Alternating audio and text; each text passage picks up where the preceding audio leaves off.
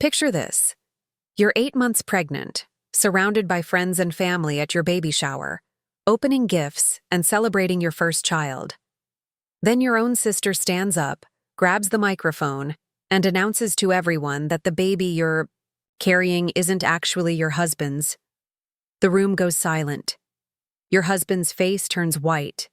And then, as if on cue, your family doctor walks through the front door holding an envelope that will change everything.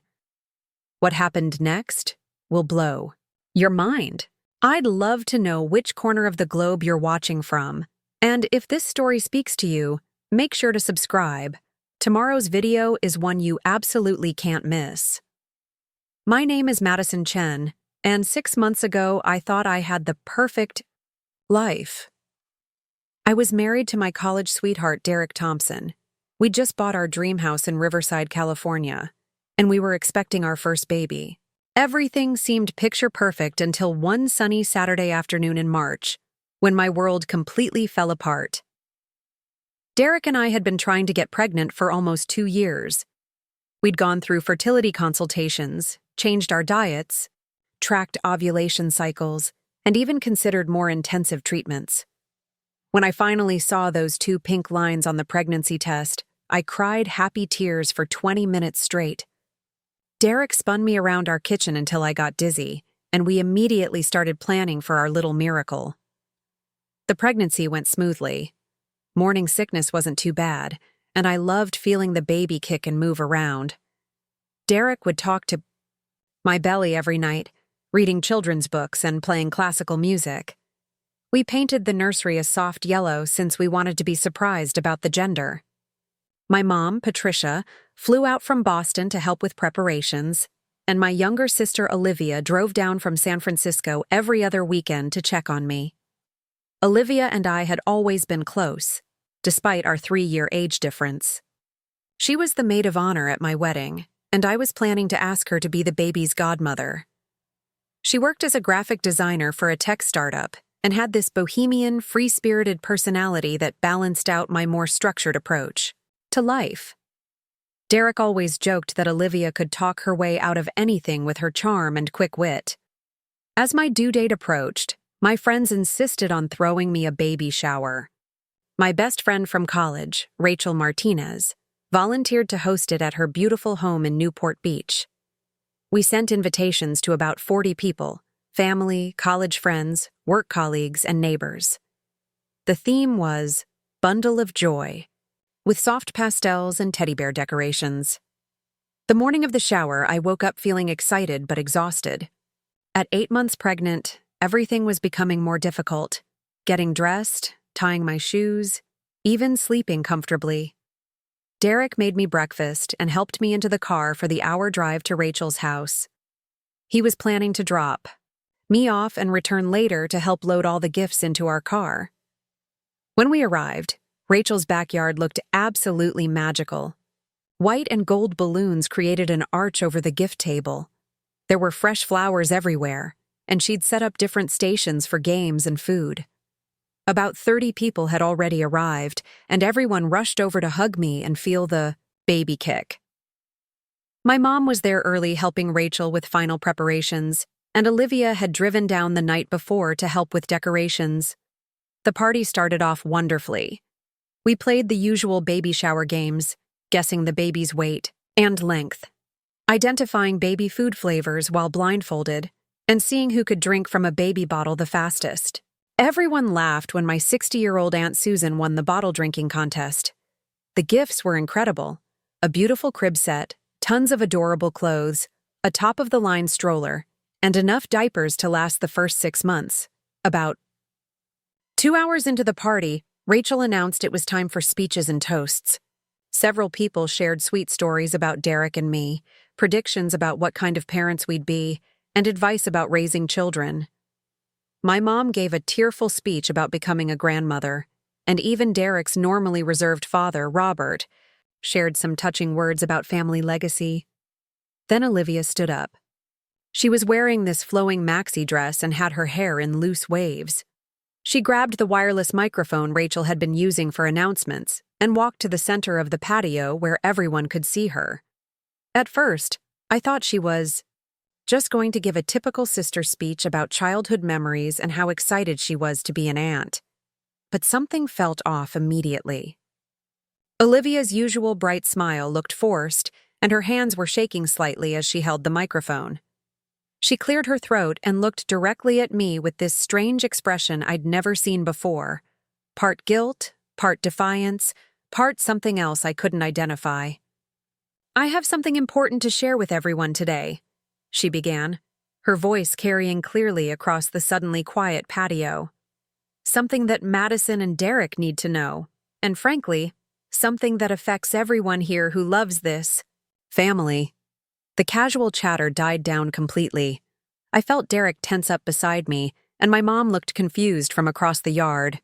Rachel paused mid-bite of her cake, fork suspended in the air.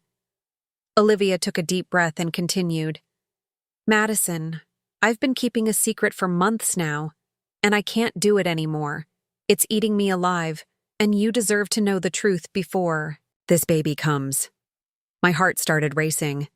What secret could she possibly be talking about? We told each other everything.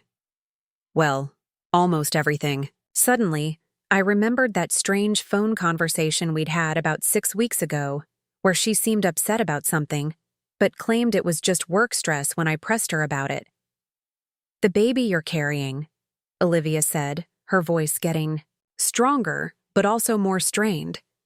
"It's not really Derek's." The words hit me like a physical blow. Several people gasped audibly. Someone dropped a glass, and it shattered on Rachel's patio stones. Derek shot up from his chair so fast it nearly fell over. "What the hell are you talking about?" Derek's voice was loud and sharp, cutting through the shocked silence. But Olivia wasn't done. She was looking directly at me now, tears starting to form in her eyes. "I know, because I was there that night in January when you went to that medical conference in San Diego. You called me crying from your hotel room, remember? You said you'd made a terrible mistake." I felt like the world was spinning. January, the medical conference. I did remember calling Olivia that night, but not about any mistake. I'd called her because I'd felt lonely and homesick, and Derek couldn't come with me because of a work deadline.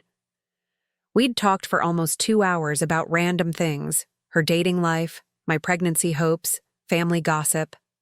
"I never said anything about a mistake," I managed to say, my voice sounding strange and far away. "Madison, please don't lie anymore," Olivia said, and now she was definitely crying. "You told me about Dr. Michael Brennan from the hospital in San Diego. You said you'd had too much wine at the conference dinner and ended up in his hotel room. You said you felt terrible about betraying Derek, but that it had felt so right in the moment." The name hit me like a lightning bolt. Dr. Michael Brennan. I did know him. He was a respected fertility specialist who'd presented at the conference. But I'd never had more than a professional conversation with him. We'd discussed some research he was doing, and he'd given me his card in case Derek and I wanted to consult with him about our fertility issues. "Olivia, that never happened," I said, standing up as much as my pregnant belly would allow. "I never went to anyone's hotel room. I never cheated on Derek. What are you talking about?" But the damage was done. I could see the confusion and hurt in Derek's eyes. My mom looked horrified. Rachel was frantically trying to figure out how to handle the situation gracefully. Several guests were already gathering their purses and making quiet excuses to leave. "You called me again 2 weeks later," Olivia continued, seemingly determined to finish whatever story she was telling. "You said you'd taken a pregnancy test and it was positive, but you were terrified because you weren't sure if it was Derek's or Dr. Brennan's. You made me promise not to tell anyone." "Stop it!" I shouted, louder than I'd ever yelled at my sister in our entire lives. "None of that is true. I never had an affair. I never slept with any doctor. Why are you saying these things?" Derek was staring at me with this look of complete bewilderment. "Madison, is there any truth to this? Any of it?" Before I could answer, the strangest thing happened. Rachel's sliding glass door opened, and Dr. Elizabeth Harper, my OB-GYN, stepped onto the patio. She was still in her scrubs and looked like she'd come straight from the hospital. She was carrying a manila envelope and had this very serious expression on her face. The timing was so bizarre that everyone just stared at her. Dr. Harper had been my doctor throughout the pregnancy, but we'd never socialized outside of medical appointments. I had no idea why she would show up at my baby shower uninvited. "I'm sorry to interrupt," Dr. Harper said, scanning the crowd of shocked faces. "But Madison, I need to speak with you immediately. It's about the blood work we discussed last week. Last week's appointment had been routine, just the standard tests they do in the final month of pregnancy. Everything had come back normal, or so I thought. Dr. Harper, what's wrong? Is the baby okay?" Derek was immediately at my side, his earlier confusion replaced by concern for our child's health. "The baby is fine," she said, walking closer to where Derek and I were standing. "But there's something else we need to discuss. Something that affects both of you." She held up the manila envelope. "These are the results of some additional genetic testing we ran on your blood samples. Testing that revealed some unexpected information." My mind was reeling. First, Olivia's insane accusations. Now my doctor showing up with mysterious test results. It felt like I was trapped in some nightmare soap opera. "What kind of genetic testing?" I asked, my voice barely above a whisper. Dr. Harper glanced around at all the staring faces. "Perhaps we should discuss this privately." "No," Derek said firmly. "Whatever it is, we'll deal with it together. And apparently my wife's sister thinks she already knows what it is." Olivia was still standing there with the microphone, tears streaming down her face. She looked like she wanted to disappear but was frozen in place. Dr. Harper sighed and opened the envelope. "Madison, the genetic markers in your blood work don't match what we would expect based on the paternity information in your medical file. A lot of love and effort went into bringing this story to life. If you're enjoying it, we'd be so grateful if you'd subscribe to our channel. Now back to where we left off." The patio was so quiet I could hear the neighbor's sprinkler system running in the next yard. "What does that mean exactly?" Derek asked, though his voice suggested he already suspected. "It means," Dr. Harper said gently, "that based on the genetic analysis, Derek is not the biological father of Madison's baby. If I thought the earlier silence was profound, this was something else entirely. It was like all the air had been sucked out of the world. I could feel my knees getting weak, and Derek caught my arm to steady me. "That's impossible," I whispered. "I've never been with anyone else. Ever." But even as I said it, a horrible thought was creeping into my mind. The fertility treatments we'd tried, the hormone injections, the various medical procedures. What if something had gone wrong? What if there had been some kind of mix-up? Dr. Harper seemed to read my thoughts. "Madison, I think you and Derek need to come to my office first thing Monday morning. There are some questions about your fertility, treatments that we need to review very carefully." The pieces were starting to fall into place, but not in any way that made sense. The treatments had been at a different clinic across town, not with Dr. Harper. We'd worked with Dr. Jennifer Walsh at the Riverside Fertility Center for almost a year before I got pregnant naturally. "Dr. Harper," I said slowly, "are you suggesting that something happened during our fertility treatments? Some kind of medical error?" She looked uncomfortable but nodded slightly. "It's one possibility we need to explore, but that's a conversation for my office, not here." Suddenly, Olivia stepped forward, still holding the microphone. "Madison, I'm so sorry. I thought if everyone knew the truth, it would be better than living a lie. I thought you were protecting someone who didn't deserve it." "What truth, Olivia?" I was getting angry now, the shock wearing off and being replaced by fury. "You made up an entire story about me having an affair with some doctor I barely met. Where did that even come from?" Olivia's face crumpled. I found text messages on your phone when I was helping you move boxes last month. Messages from Dr. Brennan thanking you for a wonderful evening and saying he couldn't wait to see you again soon. I thought they were talking about a romantic relationship. My jaw dropped. Olivia, those texts were about a research collaboration. Dr. Brennan invited me to co-author a paper with him after we met at the conference. The wonderful evening was a professional dinner with 12 other doctors. The see you again soon was about a medical symposium we were both attending in Phoenix next month. I could see the realization dawning on her face. The horror of what she'd done was starting to sink in. I thought I was protecting Derek, she whispered. I thought you were having an affair and lying about the baby's paternity. I couldn't watch him raise another man's child without knowing the truth. So you decided to blow up my entire life at my baby shower based on text messages you misunderstood? My voice was rising again. Derek put his hand on my shoulder. Madison, let's focus on what Dr. Harper is telling us. If you didn't have an affair, and I believe you didn't, then we need to figure out what actually happened. Dr. Harper cleared her throat.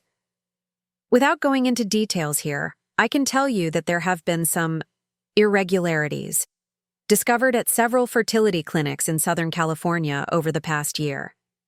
Cases where patients received treatments that weren't exactly what they thought they were receiving. The implications of what she was saying hit me like a truck. Are you telling me that someone at the fertility clinic used the wrong sperm? That they artificially inseminated me without my knowledge? I'm saying we need to have a very detailed conversation about your treatment history and run some additional tests, both on you and Derek, and potentially on the baby once he or she is born. The baby. Through all of this chaos, I'd almost forgotten that there was a little person inside, me who would be affected by whatever the truth turned out to be. This wasn't just about Derek and me anymore. This was about our child's entire identity and future. The baby shower ended in complete chaos. Guests scattered like leaves in a windstorm, most mumbling awkward apologies and promises to call later. Rachel tried her best to salvage the situation, quickly packing up the gifts while shooting worried glances in my direction. My mom stood frozen by the dessert table, clutching her purse with white knuckles and looking like she'd aged 10 years in 10 minutes. Derek helped me to the car in silence. The drive home felt eternal, with both of us lost in our own thoughts. Every few minutes, one of us would start to say something, then stop. What was there to say? Our entire reality had been turned upside down in the span of 20 minutes. When we finally got home, Derek carried the baby shower gifts inside without saying a word. I sat on our couch, staring at the yellow nursery door we'd painted so carefully just 3 weeks ago. The mobile Derek had assembled was visible through the doorway. Little elephants and giraffes dancing in circles, waiting for a baby whose parentage was now a complete mystery. Madison, Derek finally said, sitting down beside me but maintaining some distance. I need you to walk me through everything, every detail about the fertility treatments, the doctors, the procedures. Something doesn't add up. I took a shaky breath and tried to organize my thoughts. We started seeing Dr. Jennifer Walsh at the Riverside Fertility Center in September, 2 years ago. Remember? You hated the paperwork. Derek nodded. Right. And we did all those tests. Blood work, genetic screening, that awful procedure where they checked your fallopian tubes. The HSG test, I confirmed. Then we tried hormone treatments for 6 months. The injections every morning made me feel like I was going crazy. And nothing worked, Derek said quietly. Nothing worked? I agreed.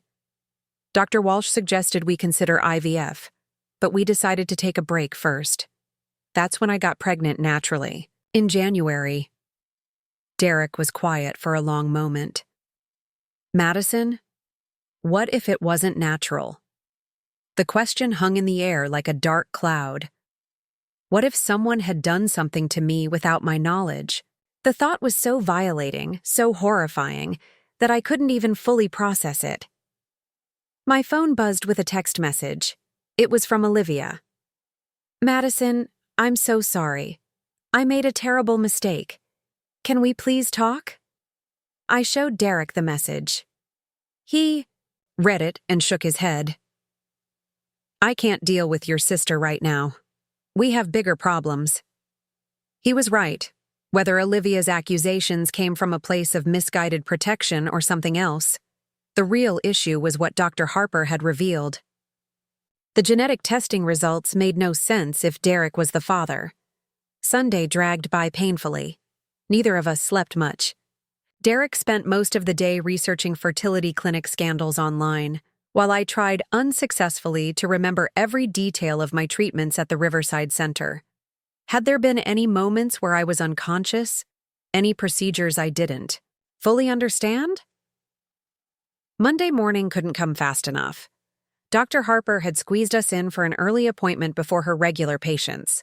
We sat in her office at 7:30, both of us looking like we'd been through a war. "I want to start by apologizing for how this information came out," Dr. Harper said, settling into her chair across from us. A baby shower was definitely not the appropriate venue. "What exactly did your tests show?" Derek asked, getting straight. To the point. Dr. Harper opened a thick file. "The genetic markers we analyze in routine pregnancy blood work include certain paternal indicators. When we compare Madison's blood to the genetic information you provided during your initial consultation, Derek, there are significant discrepancies."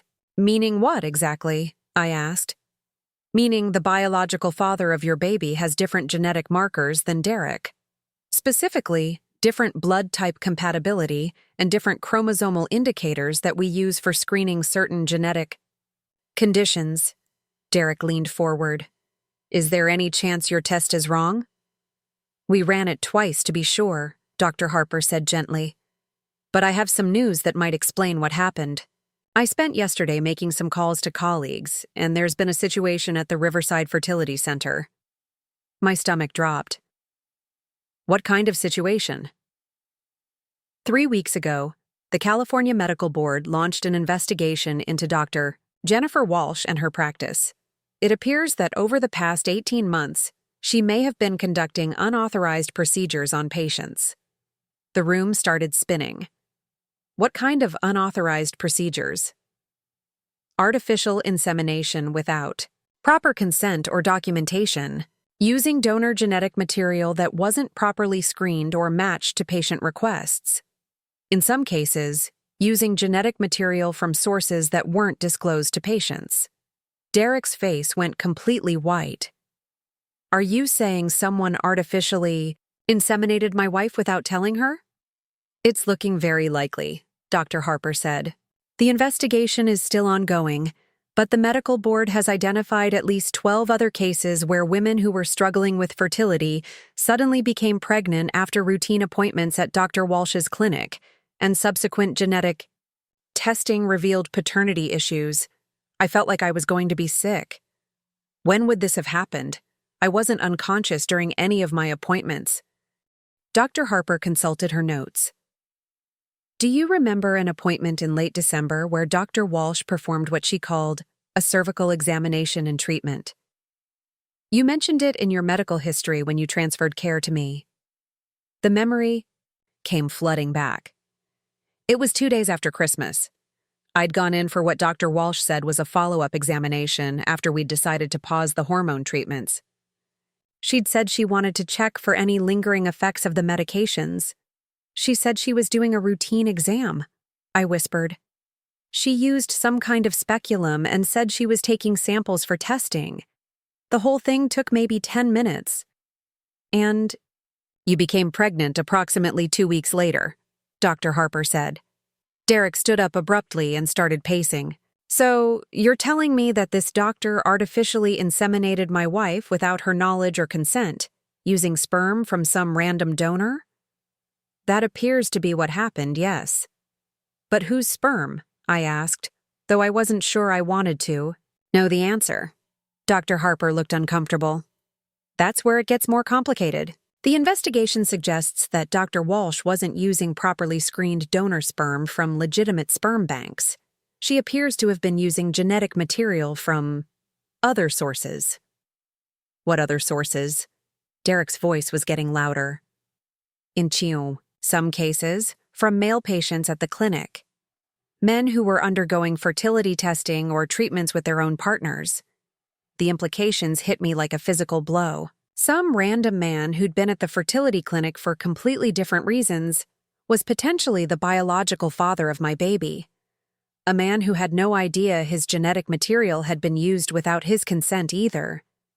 This is insane, Derek said, running his hands through his hair. How is this even possible?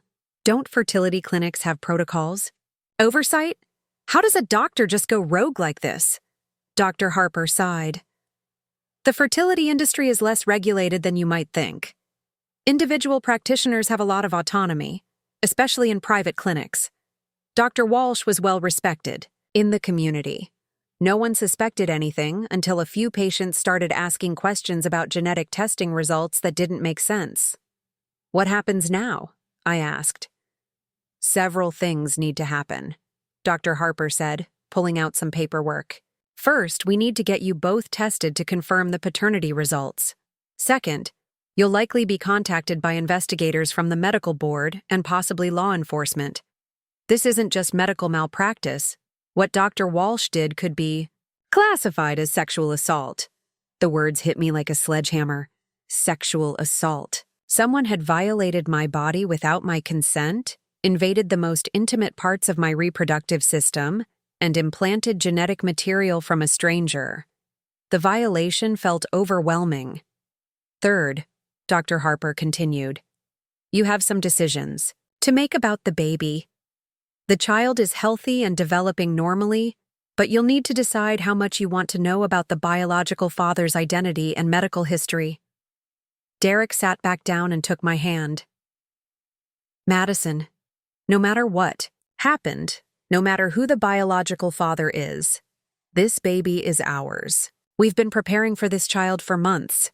Nothing changes that. His words should have been comforting, but I felt lost in a sea of confusion and anger. Everything I thought I knew about my pregnancy, about my body, about my choices, had been a lie. There's one more thing, Dr. Harper said quietly. The investigation has revealed that Dr. Walsh kept detailed records of her unauthorized procedures, records that include information about the genetic material she used and when. You mean you can tell us who the biological father is? Derek asked. Potentially, yes, but accessing those records will require cooperation with law enforcement and participation in the criminal investigation. I looked at Derek, trying to read his expression. Did we want to know?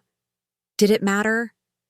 This baby was going to be our child regardless of genetics, but there were medical considerations, family history, genetic predispositions, information that could be crucial for our child's health and future. I think we need to know, I said finally. Not because it changes how we feel about the baby, but because our child deserves to have complete medical information. Derek squeezed my hand. Then we'll find out together. Dr. Harper made some notes in our file. I'll connect you with Detective Sarah Rodriguez from the LAPD's Special Victims Unit. She's been working closely with the medical board on this investigation. She'll explain the process and what to expect. As we left Dr. Harper's office, I felt like I was walking through a dream. Everything looked the same. The parking lot, our car, the familiar drive home. But nothing felt real anymore. Derek was quiet until we were back in our driveway. Then he turned to me with a determined expression. Madison, I want you to know that no matter what we find out, no matter who this person is, you are not responsible for any of this. You were violated by someone you trusted. But we're going to get through this, and we're going to love this baby with everything we have. For the first time since Saturday's disaster, I felt a tiny spark of hope. Detective Sarah Rodriguez arrived at our house Tuesday evening, just as Derek was getting home from work. She was younger than I'd expected, maybe mid-30s, with sharp eyes and a no-nonsense demeanor that somehow managed to be both professional and reassuring. "Before we begin," she said, settling into our living room with a thick folder and a digital recorder, "I want you to understand that what happened to you, Madison, is part of a much larger criminal enterprise. Dr. Walsh didn't just violate medical ethics, she committed multiple felonies." Derek moved closer to me on the couch. "How many other victims are there?" "So far, we've identified 23 women who were artificially inseminated without their knowledge or consent over an 18-month period. The youngest was 19, the oldest was 41. All were patients seeking fertility treatment. The scope of it was staggering. 23 women. 23 families whose lives had been turned upside down by one person's twisted decisions. What we need from you," Detective Rodriguez continued, "is a detailed account of every interaction you had with Dr. Walsh, particularly the appointment on December 27th, where we believe the unauthorized procedure took place." I closed my eyes and tried to remember every detail of that day. It was 2 days after Christmas. I remember because Derek and I had just gotten back from visiting his parents in Phoenix. I almost canceled the appointment because I was tired from traveling. "But you went anyway," the detective prompted. "Dr. Walsh had called me personally the week before. She said she wanted to do a follow-up exam before we officially paused treatment. She made it sound important, like there might be lingering effects from the hormones that needed monitoring." Derek frowned. "I offered to come with you, but you said it was just routine." "It was supposed to be routine," I said. When I got there, the waiting room was almost empty. The receptionist, Janet, seemed nervous about something. She kept apologizing for running behind schedule, even though I was the only patient there. Detective Rodriguez made notes. "Tell me about the examination itself." Dr. Walsh seemed different that day. Usually she was very chatty, asking about Derek, our holiday plans, that kind of thing. But that day she was all business. She barely made eye contact. The memories were coming back more clearly now. Details I'd forgotten or dismissed at the wow. Time suddenly seemed significant. She had me change into a gown and get into position for a pelvic exam. She said she needed to check for any inflammation or scarring from the hormone treatments. Then she used a speculum and said she was taking some samples for lab work. "How long did this part take?" Detective Rodriguez asked. "Longer than usual, maybe 15 or 20 minutes. She kept saying she needed to be thorough. At one point, she left the room for a few minutes and came back with what looked like a syringe, or some kind of medical device. She said it was for collecting cervical samples." Derek's jaw tightened. "Did it hurt? Did anything feel wrong?" "There was some discomfort, but she said that was normal. She kept talking about how important it was to make sure my reproductive system was healthy for future attempts at pregnancy." I paused, remembering something else. "She also said something strange as I was leaving." "What did she say?" Detective Rodriguez leaned forward. "She told me not to be surprised if I experienced some spotting or cramping over the next few days. She said my body might react to the treatment she'd given me. But when I asked what treatment, she just said it was a preventive measure to optimize my fertility." Detective Rodriguez exchanged a look with Derek. "Madison, based on our investigation, we believe Dr. Walsh used that appointment to artificially inseminate you with genetic material from another patient at her clinic." "Do you know whose?" Derek asked the question I was afraid to voice. The detective opened her folder and pulled out several documents. "This is where things get complicated. Dr. Walsh kept meticulous records of her unauthorized procedures, including detailed information about the genetic material she used and where it came from." She handed us a sheet of paper with clinical notations and what looked like patient codes.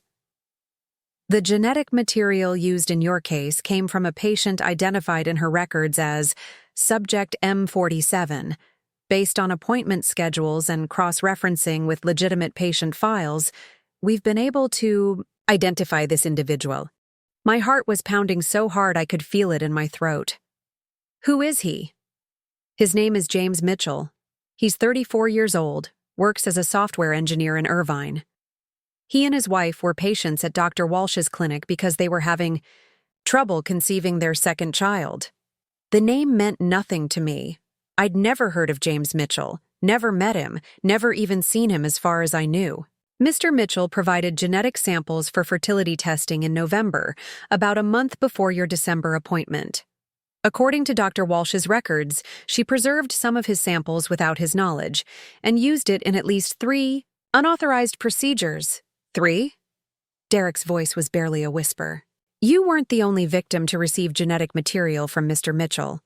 There are 2 other women who are currently pregnant with his biological children, though neither he nor they knew it until our investigation began. The room was spinning. Again. Somewhere out there were 2 other women going through the same nightmare we were experiencing. 2 other couples whose lives had been shattered by Dr. Walsh's crimes. Have you contacted him? I asked. Does he know? We spoke with Mr. Mitchell and his wife yesterday. As you can imagine, they're devastated. He never consented to donate genetic material, and the idea that his DNA is being carried by strangers is traumatic for their entire family. I couldn't even imagine how that conversation had gone. How do you tell someone that their genetic material was stolen and used to impregnate multiple women without anyone's consent? There's more, Detective Rodriguez continued. Mr. Mitchell has agreed to meet with you if you're interested. He feels that all the affected families should have the opportunity to understand the full situation and make informed decisions about the future. Derek and I looked at each other. Meeting the biological father of our baby felt surreal and terrifying, but also somehow necessary. What kind of decisions? Derek asked. Well, there are legal considerations. All the victims have grounds for substantial lawsuits against Dr. Walsh and the clinic. There are also medical considerations.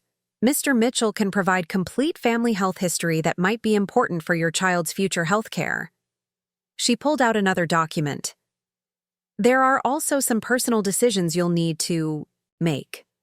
Mr. Mitchell has expressed interest in having some level of contact with the biological children, but he's made it clear that he respects your roles as the actual parents and doesn't want to complicate your family dynamics.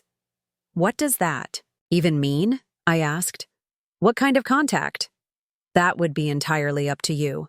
Some families in similar situations have chosen to maintain periodic contact for medical reasons, sharing health updates, genetic test results, that kind of thing. Others prefer complete separation once the legal matters are resolved. Derek stood up and started pacing again. It was becoming his go-to response when things got overwhelming. This is insane. We're talking about our child like they're the result of some kind of business transaction.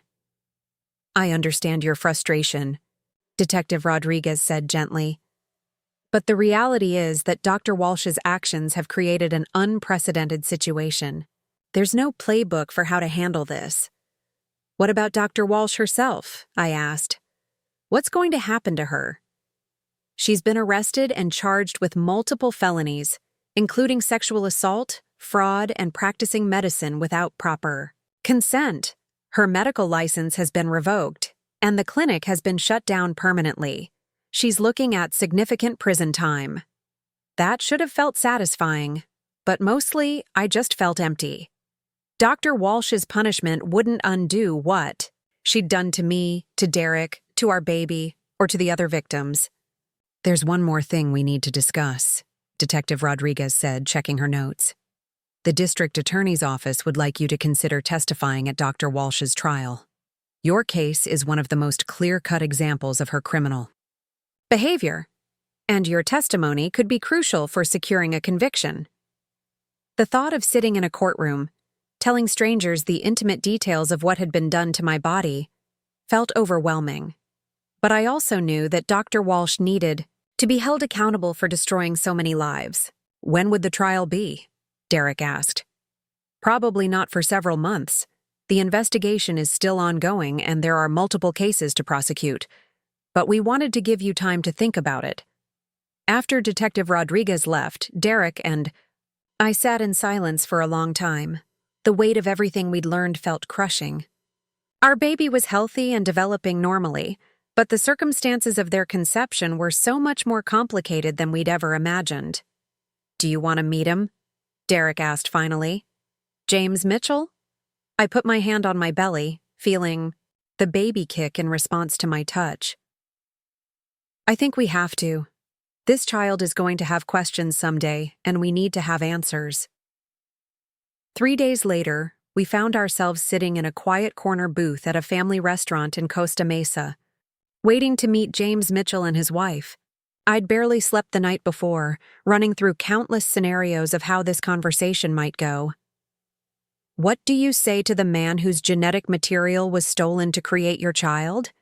Derek kept checking his watch nervously. "They should be here any minute. Are you sure you're ready for this?" Before I could answer, a couple approached our table hesitantly. The man was tall with dark hair and kind eyes behind wire-rimmed glasses. The woman beside him was petite with shoulder-length, blonde hair, and looked like she'd been crying recently. "Madison and Derek?" the man asked softly. "I'm James Mitchell, and this is my wife, Angela." The introductions felt impossibly awkward. How do you shake hands with someone in this situation? James looked as uncomfortable as I felt, while Angela kept her arms crossed protectively across her chest. We ordered coffee and sat in tense silence for a few moments before James finally spoke. "I want you to know that Angela and I have been discussing this nonstop since the police contacted us. We're horrified by what Dr. Walsh did to all of us." Angela's voice was barely above a whisper when she added, "We have a 6-year-old daughter, Emma. We've been trying to give her a sibling for 3 years. When Dr. Walsh said James needed additional testing, we trusted her completely." "What kind of testing?" Derek asked. "Sperm motility analysis," James explained. "She said the samples from my previous tests weren't adequate and she needed fresher samples to determine the best treatment approach. I provided 3 separate samples over 2 months." Angela's eyes filled with tears. "We had no idea she was keeping portions of those samples. We thought we were working toward getting pregnant ourselves, not this." The pain in her voice was heartbreaking. This woman was grieving the theft of her husband's genetic material while simultaneously knowing that 3 babies would soon be born carrying his DNA. "How is Emma handling this?" I asked gently. "She doesn't know the details yet," James said. "We've told her that some bad things happened at the doctor's office and that there might be some babies born who are related to her, but she's too young to understand the full situation." Derek leaned forward. "James, we want you to know that we don't expect anything from you. This baby will be our child, raised in our home, with our name. But we also understand that this situation affects you and your family too." "That's actually what we wanted to talk about," Angela said, speaking more clearly now. "We've spent hours discussing what kind of relationship, if any, we should have with these children. It's not their fault how they were conceived." James nodded. "We know there are 2 other women in similar situations. Detective Rodriguez put us in touch with them, and we've all been trying to figure out how to navigate this." "What did the other families decide?" I asked. "It varies," James said. "One couple wants no contact at all. They feel that any relationship would be too confusing for everyone involved. The other woman, she's a single mother, is open to some level of ongoing communication, mainly for medical reasons." Angela pulled out a manila envelope. "We put together some information that might be helpful for you. James's complete medical history going back 3 generations, information about genetic conditions in our families, that sort of thing." She handed me the envelope with shaking hands. "There's also some personal information. Photos of James. As a child, information about his interests and personality traits, things your child might want to know someday about their biological father." The gesture was so thoughtful and painful at the same time. Here was a woman whose husband's genetic material had been stolen, putting together a care package for the children who would result from that theft. Angela, this is incredibly generous, I said. But are you sure you're okay with this? She wiped her eyes with a napkin. Honestly? No. I'm not okay with any of this. I'm angry and hurt and confused. But these babies didn't choose this situation, and neither did you. We're all victims of Dr. Walsh's crimes. James cleared his throat. We've also discussed the possibility of periodic contact as the children grow up. Nothing invasive or confusing, but maybe occasional updates on their health and development. And if they ever have questions about their biological heritage, we'd be open to answering them. Derek and I exchanged looks. We'd talked about this possibility, but hearing it proposed in person felt different. My heart was pounding so hard I could feel it in my throat. Who is he? His name is James Mitchell. He's 34 years old, works as a software engineer in Irvine. He and his wife were patients at Dr. Walsh's clinic because they were having trouble conceiving their second child. The name meant nothing to me. I'd never heard of James Mitchell, never met him, never even seen him as far as I knew. Mr. Mitchell provided genetic samples for fertility testing in November, about a month before your December appointment. According to Dr. Walsh's records, she preserved some of his samples without his knowledge and used it in at least 3 unauthorized procedures. 3? Derek's voice was barely a whisper. You weren't the only victim to receive genetic material from Mr. Mitchell. There are 2 other women who are currently pregnant with his biological children, though neither he nor they knew it until our investigation began. The room was spinning. Again. Somewhere out there were 2 other women going through the same nightmare we were experiencing. 2 other couples whose lives had been shattered by Dr. Walsh's crimes. Have you contacted him? I asked. Does he know? We spoke with Mr. Mitchell and his wife yesterday. As you can imagine, they're devastated. He never consented to donate. Genetic material, and the idea that his DNA is being carried by strangers is traumatic for their entire family. I couldn't even imagine how that conversation had gone. How do you tell someone that their genetic material was stolen and used to impregnate multiple women without anyone's consent? There's more, Detective Rodriguez continued. Mr. Mitchell has agreed to meet with you if you're interested. He feels that all the affected families should have the opportunity to understand the full situation and make informed decisions about the future. Derek and I looked at each other. Meeting the biological father of our baby felt surreal and terrifying, but also somehow necessary. What kind of decisions? Derek asked. Well, there are legal considerations. All the victims have grounds for substantial lawsuits against Dr. Walsh and the clinic. There are also medical considerations. Mr. Mitchell can provide complete family health history that might be important for your child's future health care. She pulled out another document. There are also some personal decisions you'll need to make. Mr. Mitchell has expressed interest in having some level of contact with the biological children, but he's made it clear that he respects your roles as the actual parents and doesn't want to complicate your family dynamics. What does that even mean? I asked. What kind of contact? That would be entirely up to you. Some families in similar situations have chosen to maintain periodic contact for medical reasons, sharing health updates, genetic test results, that kind of thing. Others prefer complete separation once the legal matters are resolved. Derek stood up and started pacing again. It was becoming his go-to response when things got overwhelming. This is insane. We're talking about our child like they're the result of some kind of business transaction. I understand your frustration, Detective Rodriguez said gently. But the reality is that Dr. Walsh's actions have created an unprecedented situation. There's no playbook for how to handle this. What about Dr. Walsh herself? I asked. What's going to happen to her? She's been arrested and charged with multiple felonies, including sexual assault, fraud, and practicing medicine without proper consent. Her medical license has been revoked, and the clinic has been shut down permanently. She's looking at significant prison time. That should have felt satisfying, But mostly I just felt empty. Dr. Walsh's punishment wouldn't undo what she'd done to me, to Derek, to our baby, or to the other victims. "There's one more thing we need to discuss," Detective Rodriguez said, checking her notes. "The district attorney's office would like you to consider testifying at Dr. Walsh's trial. Your case is one of the most clear-cut examples of her criminal behavior, and your testimony could be crucial for securing a conviction."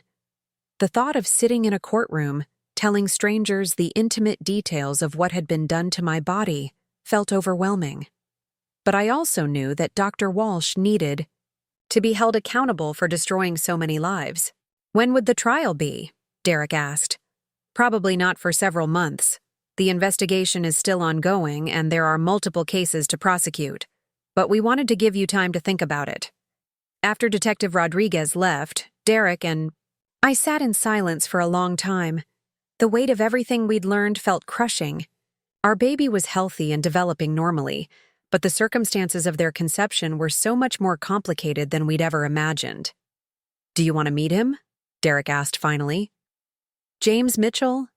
I put my hand on my belly, feeling the baby kick in response to my touch.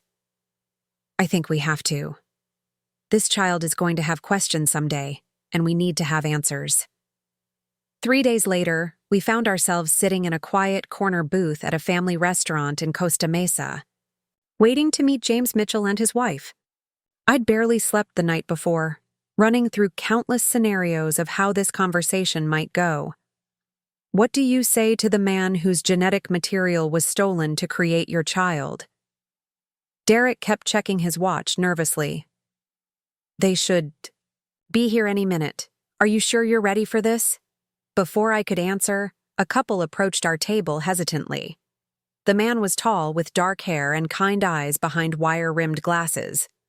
The woman beside him was petite, with shoulder-length, blonde hair, and looked like she'd been crying recently. "Madison and Derek?" the man asked softly. "I'm James Mitchell, and this is my wife, Angela." The introductions felt impossibly awkward. How do you shake hands with someone in this situation?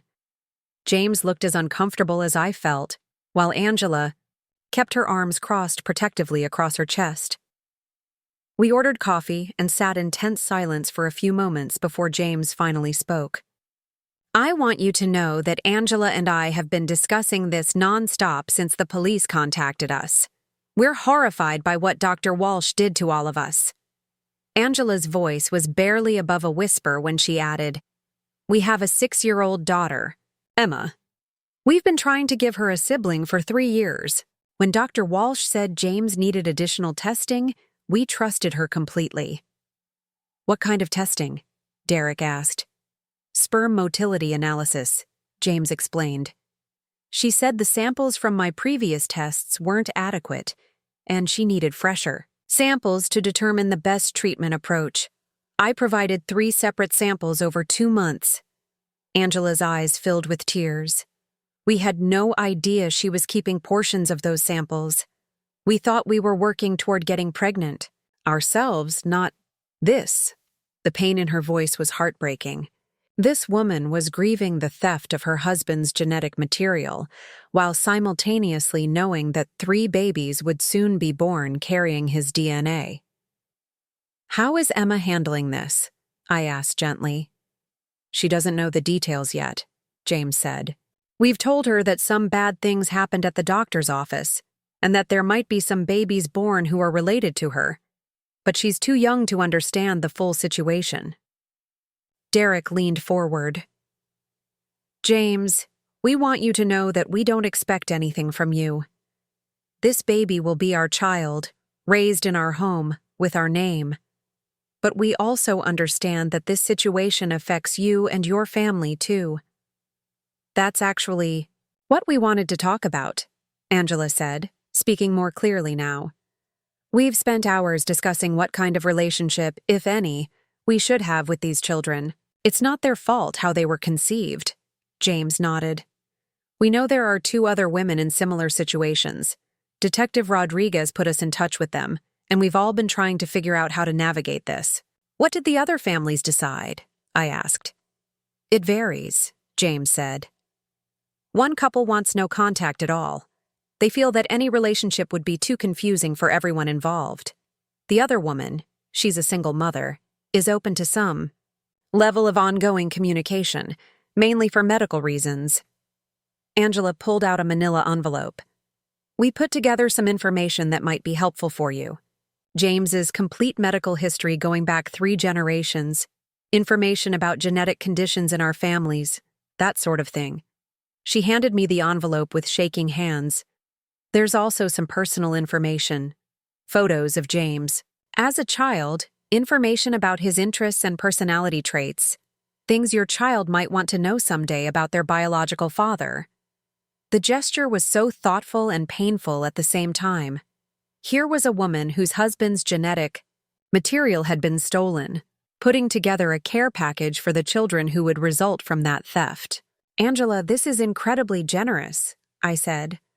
But are you sure you're okay with this? She wiped her eyes with a napkin. Honestly?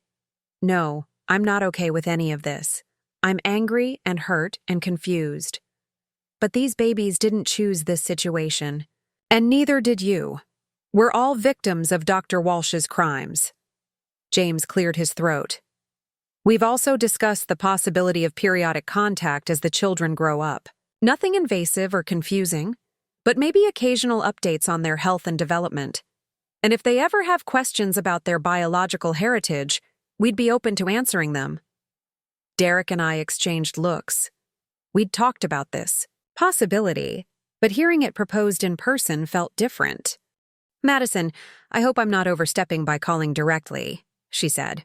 But James and I have been discussing the plea situation, and we wanted to get your thoughts. We're honestly not sure what's best, I admitted.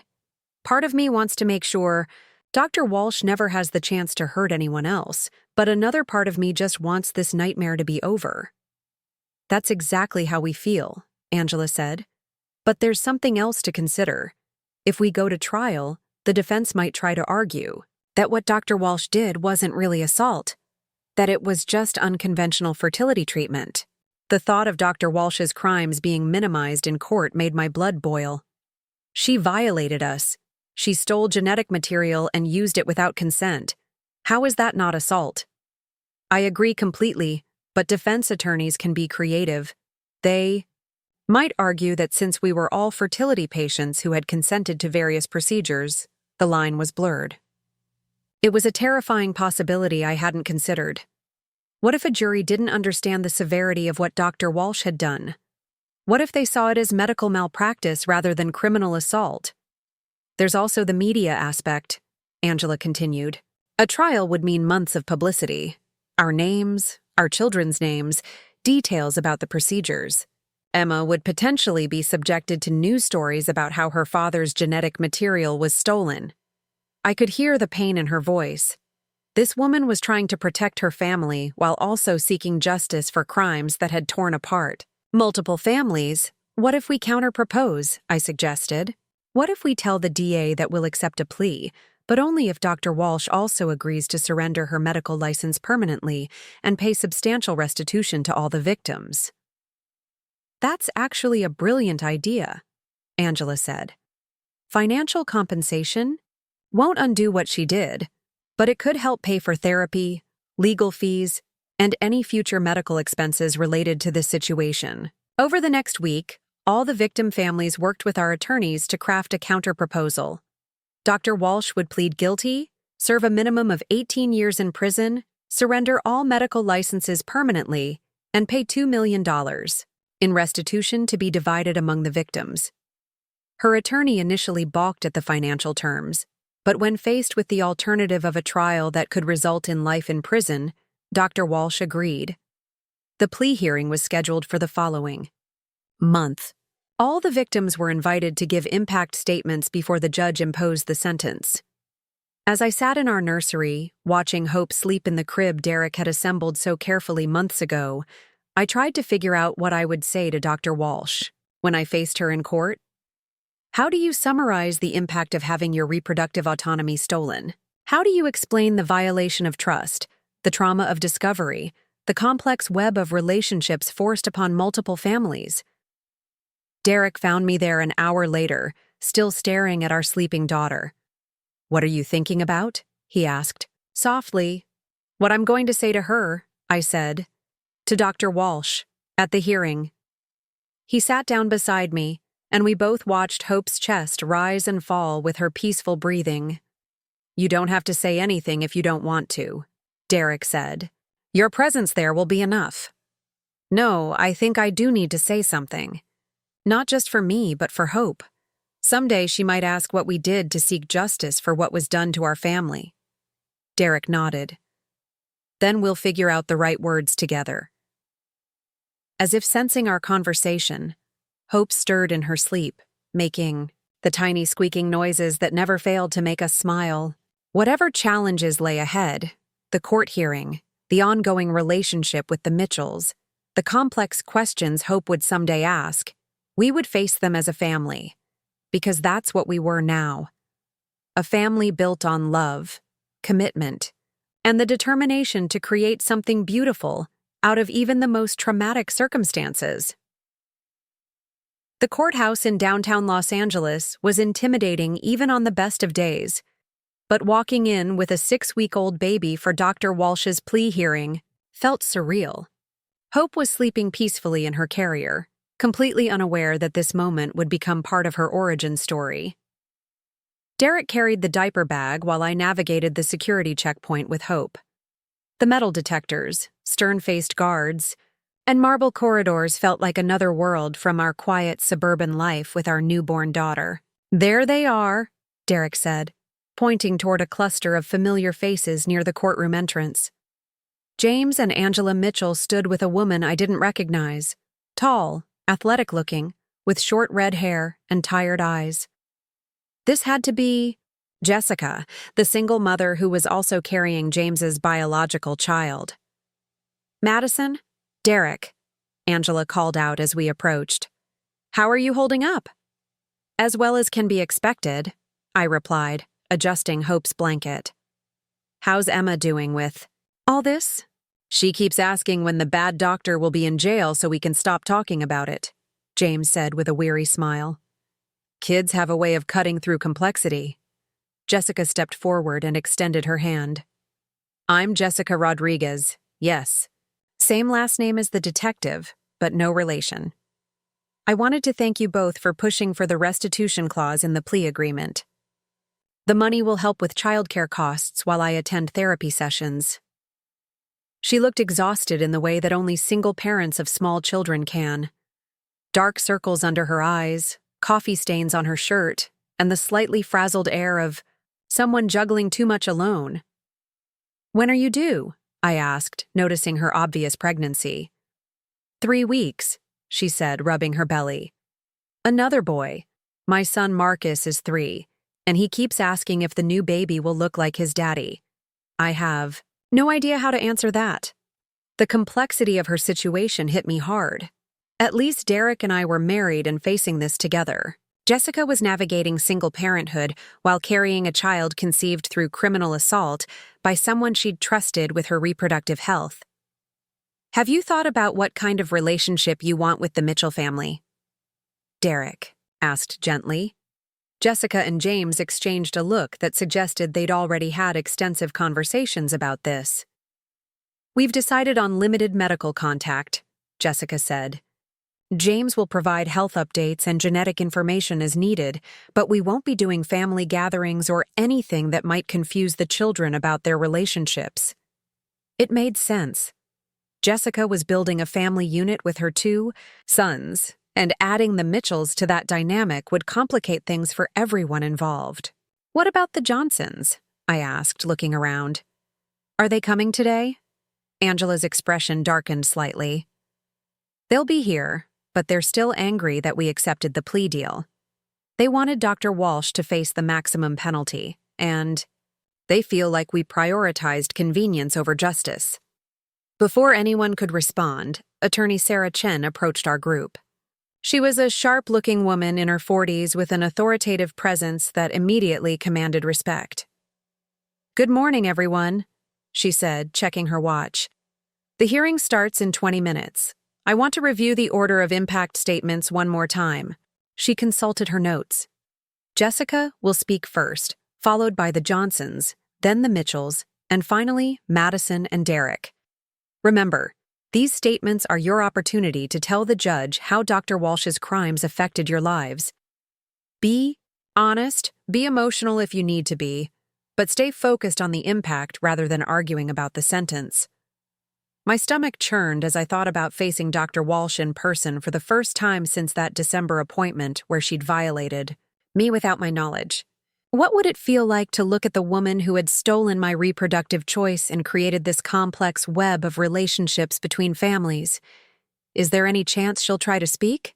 Derek asked. Her attorney says she plans to make a brief statement accepting responsibility, but nothing more, Sarah Chen replied.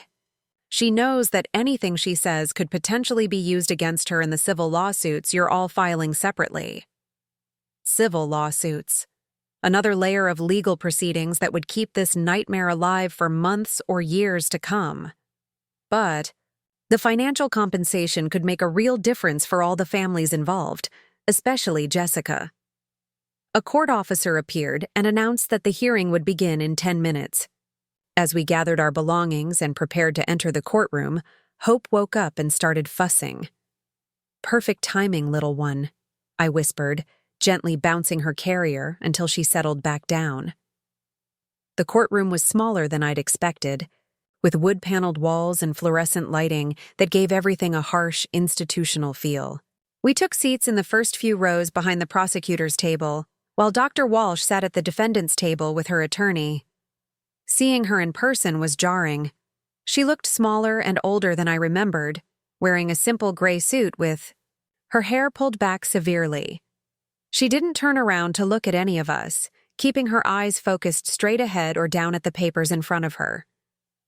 Judge Patricia Williams called the court to order and began with the formal acceptance of Dr. Walsh's guilty plea to multiple counts of sexual assault, fraud, and practicing medicine without consent.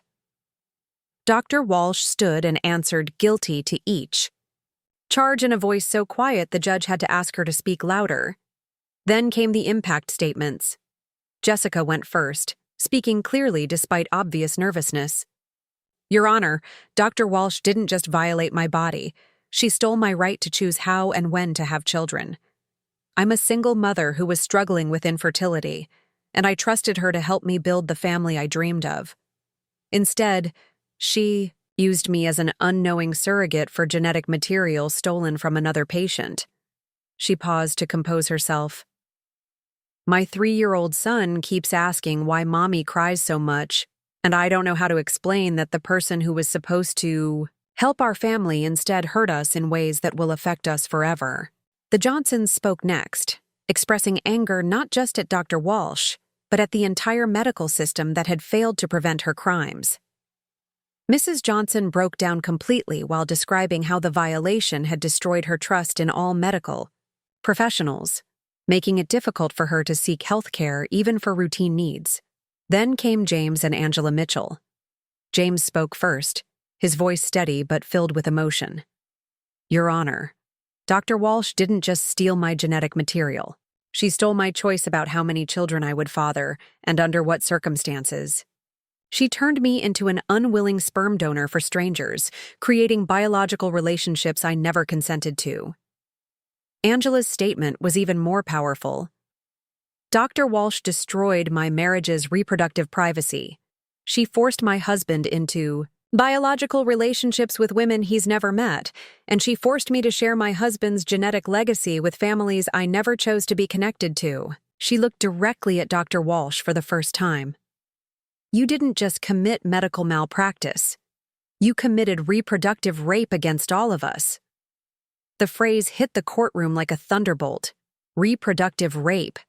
It captured the violation more accurately than any clinical terminology ever could. Finally, it was our turn. Derek and I had decided that I would speak while he held Hope, creating a visual reminder of what was at stake. Not just justice for past crimes, but protection for the future. I stood up, my prepared statement in my trembling hands, and walked to the podium facing Judge Williams. "Your Honor," I began, my voice stronger than I'd expected. "6 months ago, I thought I was living a fairy tale. I was married to my soulmate.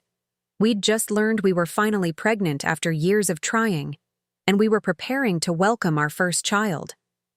I glanced back at Derek holding Hope, drawing strength from their presence. Dr. Walsh destroyed that fairy tale by turning my pregnancy into a lie. She made me believe I had conceived naturally with my husband when she had actually artificially inseminated me with genetic material stolen from another patient. I looked directly at Dr. Walsh, who was staring down at her hands. "You didn't just violate my body, Dr. Walsh. You violated my marriage, my reproductive choices, and my trust in the medical profession. You forced me into a biological relationship with strangers, and you turned my husband into the father of a child who doesn't share his DNA." My voice began to crack with emotion. "But despite your crimes, despite the trauma you inflicted on multiple families, love has triumphed. The baby I'm holding today is loved completely by both her parents, regardless of genetics.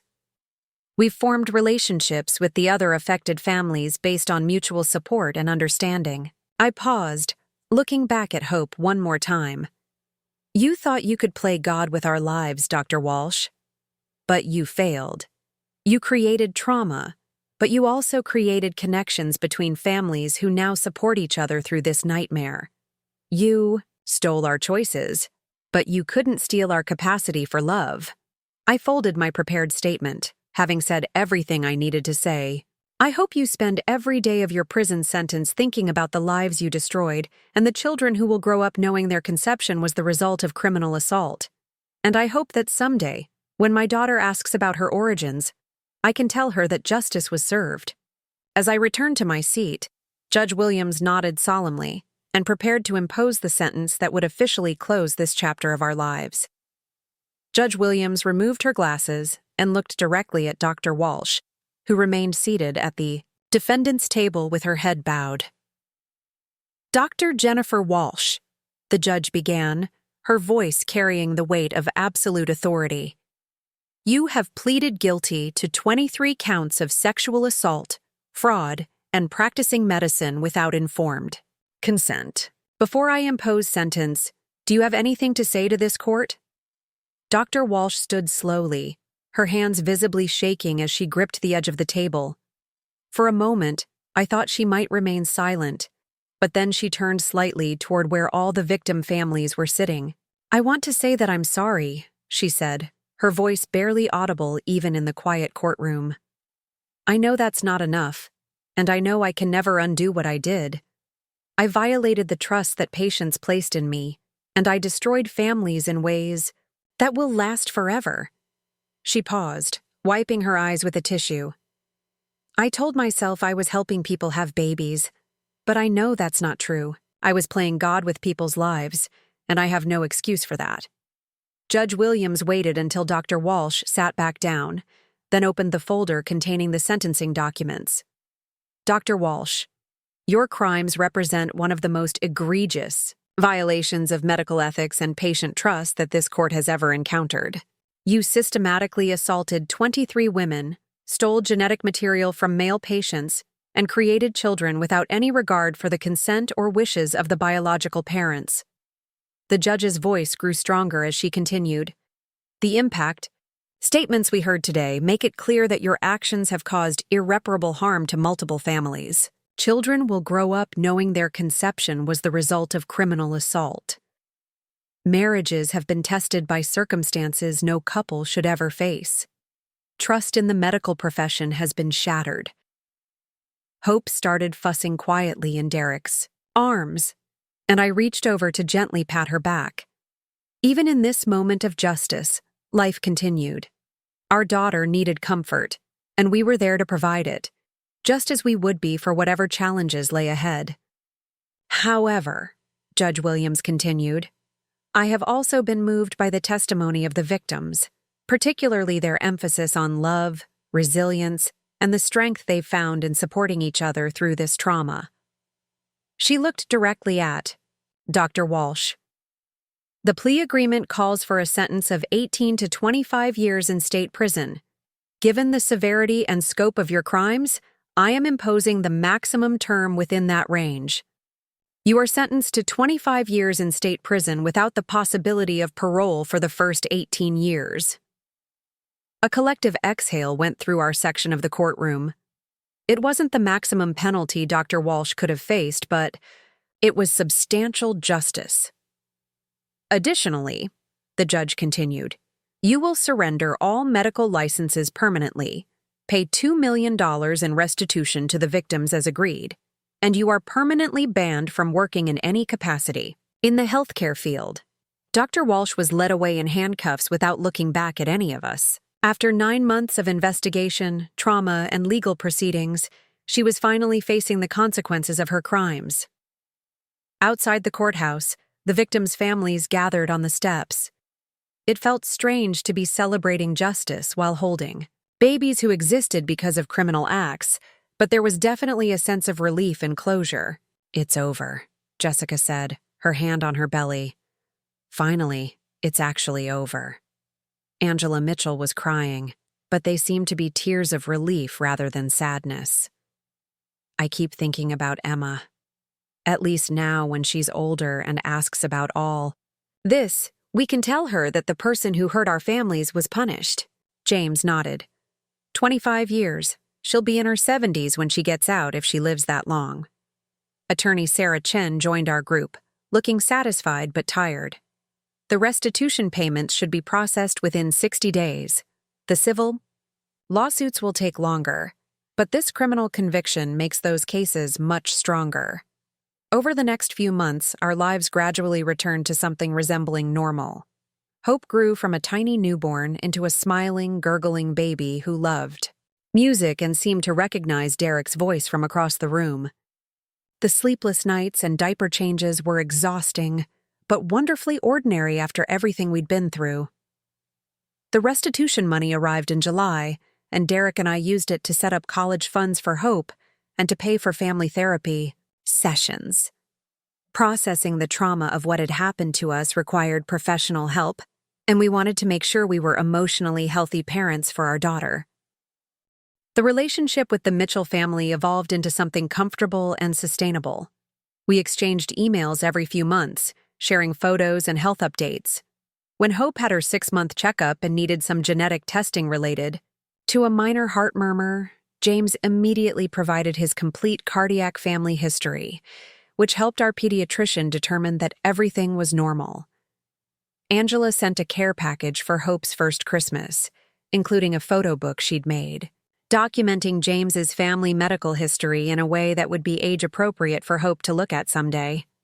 It was such a thoughtful gesture that I cried when I opened it. She'll have questions eventually, Angela had written in the accompanying note. This way, you'll have answers that focus on the positive aspects of her genetic heritage rather than the circumstances of her conception. Jessica gave birth to a healthy boy she named Connor in August. She sent us a photo when he was a few weeks old, and the resemblance to James was unmistakable. But he was Jessica's son, raised in her home with her love and her values, just as Hope was our daughter. The civil lawsuit settlements came through in December, almost exactly a year after the December appointment that had changed everything.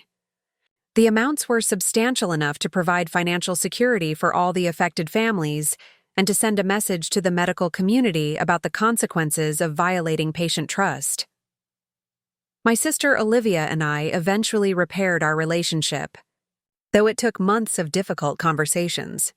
She had genuinely believed she was protecting Derek and me by exposing what she thought was an affair, but her methods had been devastating. She finally understood that her assumptions had been completely wrong, and she worked hard to rebuild the trust she'd broken.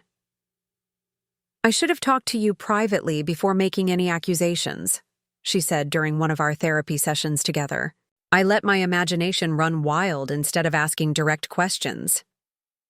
You should have trusted me, I replied. We've been sisters our whole lives. You should have known I would never cheat on Derek. But we worked through it, and now Olivia is one of Hope's favorite people.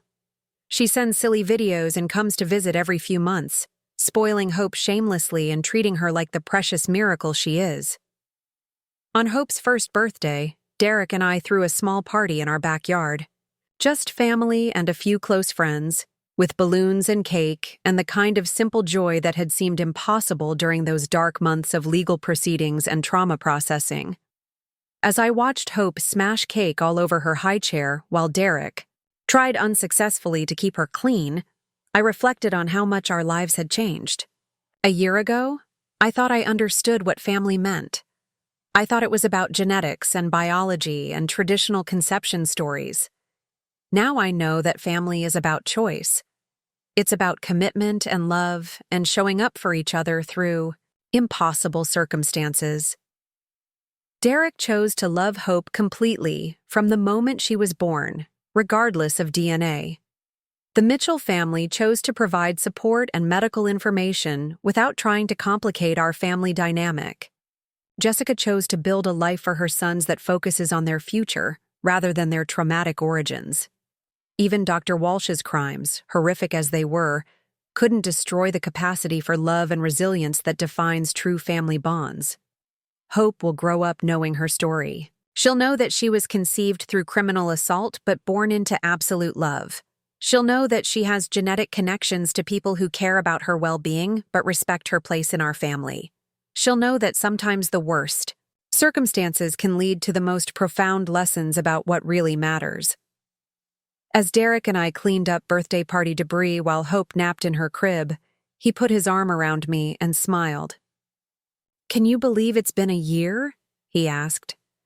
"Some days it feels like a lifetime, and other days it feels like yesterday," I replied. "But look what we have now." We stood in the doorway of Hope's nursery, watching our daughter sleep peacefully, surrounded by photos of her first year, toys from people who love her, and the quiet security of a home built on unshakable love. "She's going to be okay," Derek said softly. "Better than okay. She's going to be extraordinary." And looking at Hope, knowing everything she'd already survived and overcome in her first year of life, I knew he was absolutely right. Our daughter was going to be extraordinary, not despite her complicated origins, but because of the love and resilience that had carried her family through the darkest of times. Sometimes the most beautiful families are born from the most unlikely circumstances. Sometimes love really is enough to overcome any obstacle. And sometimes, justice and healing can coexist with hope and joy in ways that transform everyone involved. That's the story I'll tell Hope when she's old enough to understand. Not just about the trauma and the trials, but about the love that triumphed over everything else. Looking for more? We've got 2 amazing stories ready for you right on screen. If this one touched you, these are absolutely worth your time. Click to watch them now. And hey, subscribe and hit that bell to never miss our latest uploads.